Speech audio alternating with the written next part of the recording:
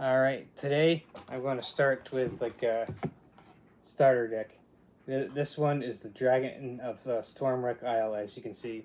So this one is basically like what I did is I was able to get this one for at a local gaming store for $20 and everything. So for instance, like that's pretty much all you need to do to be able to get set up for like a game of Dungeons and Dragons. So on the box it says 2 to 6 players. So what that means is like you need at least two people, one as the DM or the dungeon master and one as a player. So, but the more players you have, the better, because a lot of times one character isn't necessarily going to be able to handle all situations. So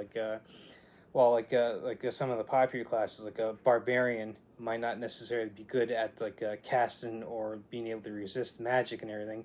This is where someone like a wizard would come in handy, because so that way they can cast spells, so they can resist magic and do offensive magic and everything. Because when you get more into depth of the game and everything, there's some that have physical resistance, magical resistance, and but that's more in depth and everything for once you get the game rolling. So usually parties consist of 4 players. So usually you have in a sense 5 people. Like I said, one for the DM and then 4 for the players. And so this way you can have all the bases covered, because there's each type. There's different types of classes. There's your warrior types, like the barbarian I mentioned. You got your spellcasters, like the wizard I mentioned, which they tend to cast what's called arcane magic, with the popular stuff that you see, I think in Marvel, Doctor Strange would be the Sorcerer Supreme.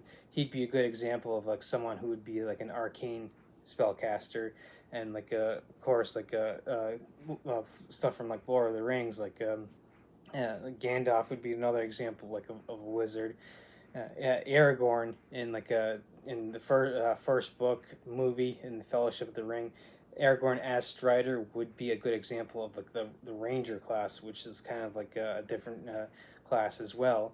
So and Gimli and Legolas would be good examples of fighters, the fighter type, or warrior type characters and everything. So there's several different classes too. There's also what's known as the monk, and uh, a popular guy from figure, Bruce Lee, especially in the movie Enter the Dragon. He'd be a good example of what a monk would be like and everything. So a good way to try and understand how each class is, you can think of popular media and everything. So another of the popular classes is a cleric, who is the healer of the group. So basically what he does is he heals, and he uses what called divine magic, which is different than arcane magic. Basically uses that to cast healing spells. So the barbarian rushes in and starts getting in battle and beating up people, and he's taking beaten as well. So what the cleric does is he'll cast a healing spell on the barbarian to kind of erase those bumps and bruises that he just got from the combat and everything. So getting back to the starter deck and everything, what it does is it gives you a set of dice to begin with. And I still have I didn't open this because I already got a bunch of dice and everything. So what you can do, one set for a number of players isn't necessarily going to be a good idea. What you want is maybe one of these sets for each individual player. So the way it works is there's different sided dice. You've got 20-sided dice, which is pretty much going to be the main one that you use to do a lot of stuff. There's also a D12, which is a 12-sided dice, and that is used for as damage for certain weapons and sometimes for certain spells or something.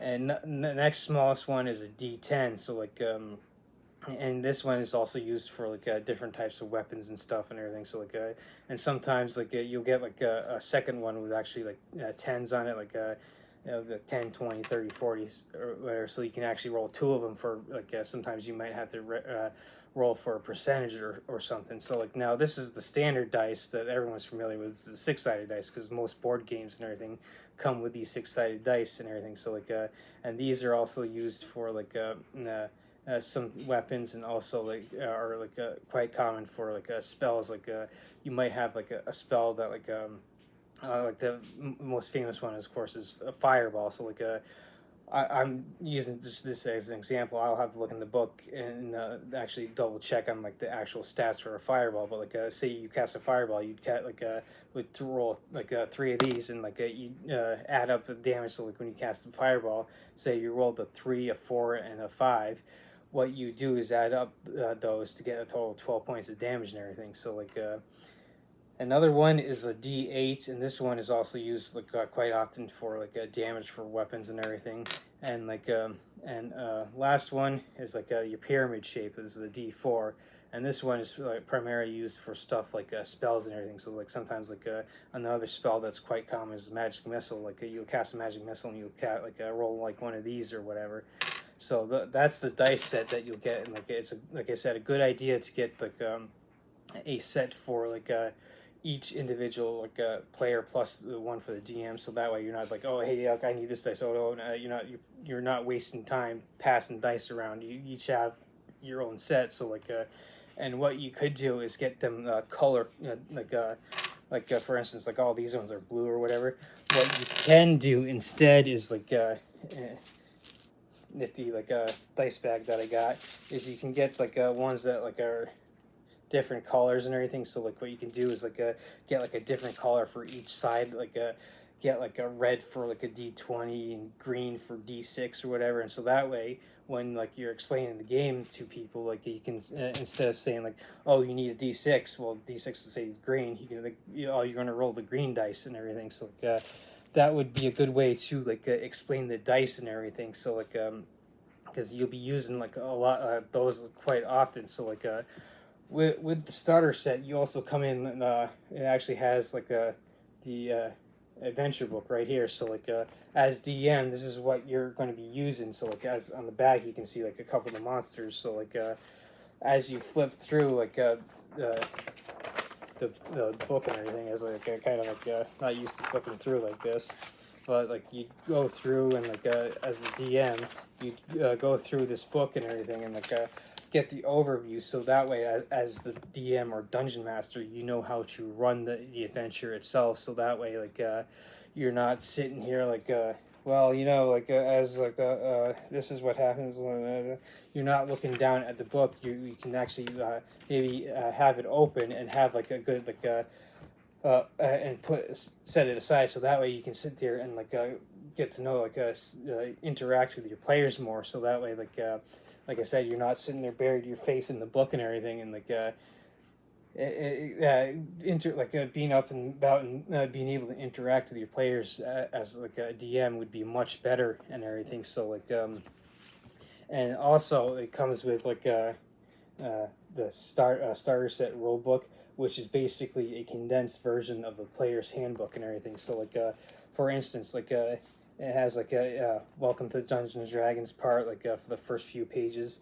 So like what it does is like kind of like gives you a brief overview of like of how to get started, the rhythm of play, and like the dice I just mentioned, and like and some of the terms to remember, like some of the terms that you'll have to remember are like AC, which is armor class. So like when someone has like a sword and is going to try and attack you, yeah, they'll take like a D20 and roll like to try and see if they actually hit you. So like they have to beat like your AC. So for instance, like if I'm there, I'm a knight in a shining armor type of deal, and I have like full plate mail on, and they're trying to attack me with the sword, they have like a certain AC or armor class to try to hit. So like say my AC is 18 with that plate armor on. What they have to do is take a 20-sided dice and get like an 18 or better. So like and also another thing that comes into play when attacking is like like what's known as an attack bonus. So like you might be like say like great at using that sword, so you might have say like a +5 bonus to it. So like you roll like a d20, and of course I just rolled a 1, which is considered a nat 1, which is pretty much like an epic automatic fail. So like with a nat 1, and I try to go hit someone, and like I pretty much swipe and get turned back around and everything. So and then of course on the flip side, there's what's called a natural 20 or nat 20, which like basically is like a critical hit and lets you pretty much like succeed and do like double damage. Like if I had like on the exact opposite, if I had done a 20, then like it would have been like a automatic hit type of deal. So like say I had to roll like a d6 for damage. So now what I'm doing is I'm taking this d6 and I rolled a 4, so now I double, so I did 8 damage with it, like a nat 20 and everything. So that's how like AC and attack work in combat and everything. So like but that's like later on. So like with like after the introduction of the first like 3 or 4 pages, what it does, it gets into like the 6 abilities, and the 6 abilities are like strength, dexterity, constitution, intelligence, wisdom, and charisma. Strength is basically like how strong you are. Dexterity is like how nimble you are. Like an arrow are flying, so you can sit there and dodge them. And Constitution is basically like how like hardy you are. So like if like for instance, like you're sitting there and like going to like in a sense like take a cup and everything, and like it has poison in it. Like you drink it, it has poison in it. Like I said, your constitution would see how much you're able to resist that poison. Intelligence is pretty much like how smart, how much book smarts you got and everything. And wisdom is kind of like how much like in a sense on the flip side, like how much life experience, and like the adage like all the so and so is wise beyond their years and everything. So like and then the last ability, charisma, is your like interpersonal personal skills. Now each class has like a specific ability that like is geared towards their class. Like again back to the barbarian. The barbarian is like is like the strong type and everything. So like because he has to get in and do get into combat, like with that sword analogy that I just talked about with the AC and attack and everything. So like he has he's gonna, it's a good idea to have him like high in strength and everything. Now the wizard and everything doesn't necessarily get engaged in physical combat like the barbarian does, but he has to like use his like brain to learn spells and everything. So like for him, like intelligence would be like a high would be a good idea to have a high ability in. And charisma would be something like your bard, like in a sense like you're like a musical a person who plays the musical instrument, sings, and like basically gets into like social interaction. So like someone like him might want to have like a high charisma, so that way he can like have that better interpersonal like relationship with people and be able to succeed in those social interactions and everything. So like it also goes into like I mentioned, the D20 roll gets advantage and disadvantage. So like sometimes like you come across a group of bandits and like you surprise them, so now you have like what's called an advantage or whatever. So like what the way that works and everything. So like you roll like a D20 twice and everything. So like I just rolled an 18 and then like a 3. So like with advantage, I would take the higher of the two. Disadvantage is the exact opposite of that. So with rolling 18 and 3 being a disadvantage, I'd have to take the 3 and everything. So like that's it gets into advantage and disadvantage, and it talks about ability checks, which like uses like the D20. So like I said, the D20 is pretty much your go-to like dice in this game. So like you're using it to for attack, for like saving throws, which like I said, like the poison analogy, like you'd roll a D20 for a saving throw against that using your constitution. You'd also use the D20 for like proficiency checks and like and other things like that. So like I said, like that your D20 is pretty much your go-to dice and everything. So like and also it gives like next it gives like a summary of the 9 alignments and everything. Like there's like lawful, neutral, and chaotic. So like lawful people would tend to follow the law. Neutral will be kind of somewhere in between, and chaotic would be kind of like a screw the laws type of deal. And the other 3 are good, neutral, and evil. So like good would be like a prime example would be like a paladin, like like Sir Galahad in the Knights of the Round Table with King Arthur. He'd be a good example of someone who's good. And a good example of someone who's evil would be like in a sense like Morgan Le Fay in the King Arthur stories and everything. So she would be considered evil because she's trying to overthrow the whole concept of the Round Table and the knights and everything. So so you take the with alignments, you take the either lawful, neutral, or chaotic, and then with the other three, you take good, neutral, or evil. So you could have anywhere from like lawful good to chaotic evil, or anywhere in between type of deal. So it also gets as it goes through, like it gets into like the skills and like the saving throws I mentioned, and also what it does mention is stuff like the environment, traveling, like how like sometimes you maybe fall off a cliff, and it deals with that. But some stuff like that, falling off a cliff isn't necessarily a common thing. What you may do is end up falling from a 5 foot tall bridge or whatever. So that'd be something it gets into in the first chapter is this is the stuff that's in a sense playing the game. It get and it also gets into what's combat, like the stuff that I was talking about with AC and attacking, and there's this thing called initiative. What you do is you take the D20 and you have everyone roll for initiative. Basically means who goes when. So if for instance I roll for initiative, I just rolled a 3, so chances are I'd be one of the last people to be able to act or anything. So it's it gets a turn-based type of deal, sort of like what you see in your classic Final Fantasy games and everything. When you're on the screen, you have your heroes over here and the monsters over here, and you could attack back and forth type of deal. We attack, they attack, we attack, they attack type of deal. And it gets into things like melee attacks, like the attack on the longsword, like I said, and also gets into range attacks, like you pull out your bow and arrow, or you have a big sit-there crossbow and you shoot and everything. And spells would be in the ranged combat type of deal, because usually you're casting that magic missile that I mentioned from a distance or whatever. So then then it gets into of course, like I said, damage and healing, using a cleric as an example, with being able to heal the barbarian. And it does quickly cover mounted combat, like you're on the knight in shining armor jumps on a horse and everything, and you pull out a lance and you're doing mounted combat. And it also goes into underwater combat, because sometimes that happens as well.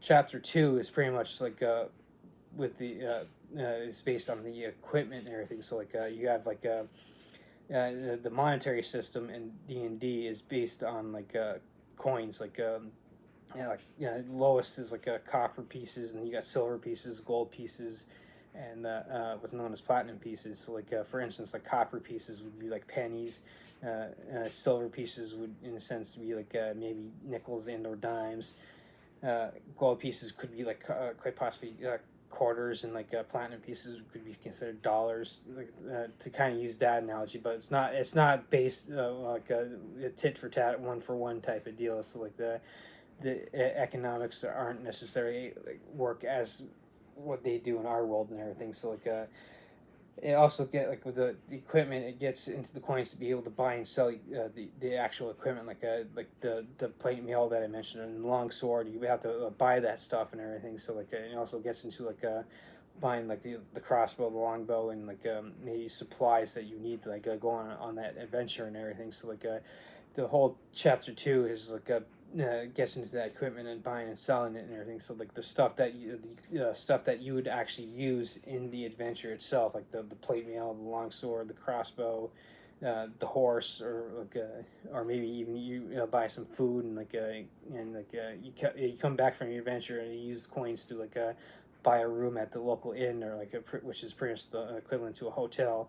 Now chapter 3 gets into the actual spells, the arcane and divine spells that I mentioned. The arcane spells are for wizards and sorcerers, and so those are ones that actually learn magic. So Gandalf, for instance, he'd be an example of a wizard who have to sit there and not necessarily, I don't think necessarily in the context of but he'd have to crack open a book to learn how to cast spells, and like his book, he'd have to sit here and read the book, and then be the next day be able to cast that magic missile or that fireball. Divine magic works as like a cleric that I mentioned, gets his spells from like his god or goddess or his patron or whatever. So he might call upon Almighty Thor to be able to cast a healing spell on the barbarian. So that's how a divine magic and arcane magic differentiate between each other. So that's the whole third chapter. It gets into casting spells, how you do the attack rolls for casting them, and combining spells, and it also gives a bunch of descriptions as well for the spells, and for instance the magic missile and fireball. It'll sit there and give the description on what kind of materials you'll need to be maybe you need a pinch of salt and a duck feather to be able to cast the fireball. I mean, it's not exactly like that in the book or whatever, but I'm just using that as an example and everything. So that's how this quick version of the rule book. Now obviously this is only 32 pages long, so the player's handbook is 3 or 4 times, maybe even 10 times bigger than that, because it gets much more in depth, because it actually it gets in. It breaks down the character classes, and it has a whole chapter on just the character classes. It has a whole chapter or a whole section on what race you want to play. You could be a human, an elf, and dwarf, and stuff from popular fantasy and everything. So what this does, also it comes with a pre-made character sheet. So this one, for instance, is a pre-made wizard. So all you have to do is and of course you got another one called the rogue, and so you can see here you got the 6 abilities that I mentioned, and you got these are what your saving throws. So for instance with the saving throw for dexterity type of deal, if an arrow is coming at you and you or that fireball spell is coming at you and you need to dodge out of the way, you'd roll a dexterity saving throw. And what you do right here is you got the skills, and you can see the little black dots. Those are the ones that you're proficient in and everything. So for instance, based on this character sheet, the rogue, he's proficient in acrobatics, so you get a certain bonus to that and everything. So when I go over the player's handbook, also and I also make a video on how to do character creation. So these ones are great because they're already pre-made, so that way you have you don't actually have to do the whole legwork of creating a character. You've got ones right here. So you got the paladin, rogue, and the wizard that I mentioned. You also got a fighter and a cleric that you can play. So there's there's 5 different characters already pre-made here. So that way you can sit there. And since that's why it says 2 to 6 players, so you can get 5 players plus the DM for 6 people, and run through these 5 characters and everything. So they're already pre-made, and all you have to do is basically name your characters. So you could name the paladin, for instance. You could name Galahad. Getting back to this the Arthurian legends and everything. So it also and the final thing it comes with is a little sheet on stuff that it shows what stuff you would want to get into, the player's handbook, dungeon master's guide, the monsters manual, and different adventures and everything, the Frost Maiden, rhyme of the Frost Maiden for Icewind Dale and everything. So and of course a popular one right here in the middle is Curse of Strahd, who's a vampire, and that's a popular campaign set. So but that stuff I'll eventually be getting into later on, because those are much more in-depth compared to what the starter set is. So I said, for $20, what you do is you get a set of dice. You get 5 character sheet pre-made characters, and they're ready to play. You get an abbreviated version of a starter set rule book that kind of condenses the rules, so that way it's a lot easier to learn. Plus, you already get a pre-made adventure, so you can already go and off on an adventure. So like basically like you crack this open and like hey, like I want to get into Dungeons and Dragons, and like you pick this up and you grab like 5 of your friends, and so you can play all the characters. And so like you get it, you crack it open, and like say today's Saturday, so you get it today, you got it today, and then the next week, like you plan on next week going and doing the adventure and everything. So that way, you give you as the DM a whole week to kind of go through the adventure book and know how it runs, and like kind of get like a basics of how things go and everything. So this way, like I said, for $20 to get started in D&D, this is like one of the perfect. This is like the perfect thing you can do. So like now I'll begin into like the next step. Like if like for instance like if at the worst case scenario you don't like it, you try this and you don't like it, you're down $20. That's the worst case scenario. The best case scenario is like, oh hey, everyone had fun. Let's keep doing this and everything. So like next step would be to get the player's handbook, which I'll be talking about next week and everything. So I'll go over that, and like of course like going forward, my plan is after I go through like the player's handbook, what I'll probably be doing is actually going through the character creation, so that way people have like an idea of like oh, this is how I make characters. Of course, like friend and I just started getting her into like D&D, and like we ran into the issue where I have 5th edition stuff, and she ended up pulling like a character sheet of offline for D&D Beyond or D&D 1 or whatever it's called. That I haven't gotten into it yet, and like I'll eventually probably get into it because like my focus has been and right now is on 5th edition. So like I'll go through like next week the player's handbook, and then after that I'll go into like the character creation, and then from there I'll probably be getting into like the what's pretty much optional, even though like it could be a good idea to get the monster manual and the dungeon master guide. So like after the character creation video that I plan on doing, I'll be going through the DM guide and then the monster manual, and then I'll be going through like a bunch of the pre-made adventures that's already out there.